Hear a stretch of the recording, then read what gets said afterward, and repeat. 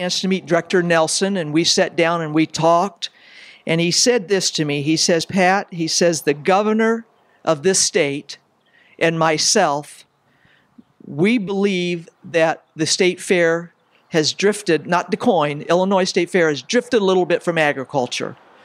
It's the number one industry in the state of Illinois. It's a multi-billion-dollar industry. There is no industry larger than agriculture, and we believe the state fair needs to be that beacon for agriculture. So will there be a lot of changes? Down the road, we're looking at a few. How much longer is any administration going to support our cause out here?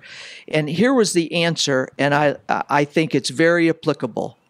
We're the biggest industry in this state.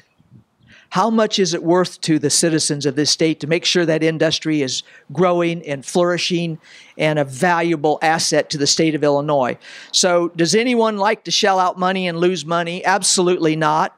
Is it necessary sometimes to get to be able to continue with a strong program that supports agriculture? You bet. Now, when we lose $3.5 million and we don't support our biggest industry, I think that's an issue. If we're supporting our biggest industry and it's going to all the good things that our industry supports for all the hardworking men and women in agriculture, then is it a loss or is it an investment? And I think I'd like to tell you right now, to support agriculture, it's an investment, but even that investment is going to have to pay off at some time or another. So does it weigh on me? Absolutely.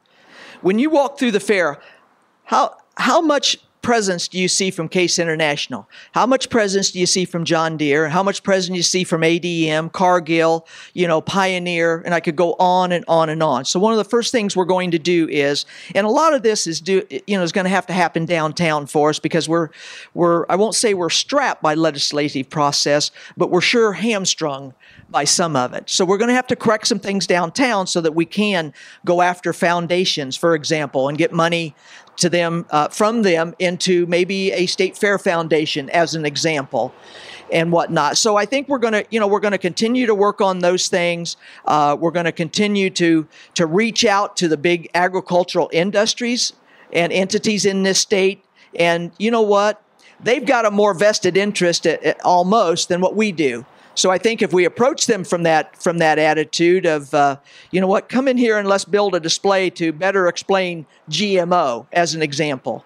I think they will welcome it. I know we will welcome it. And I think more importantly, it'll be a great educational tool for our consumers in Illinois.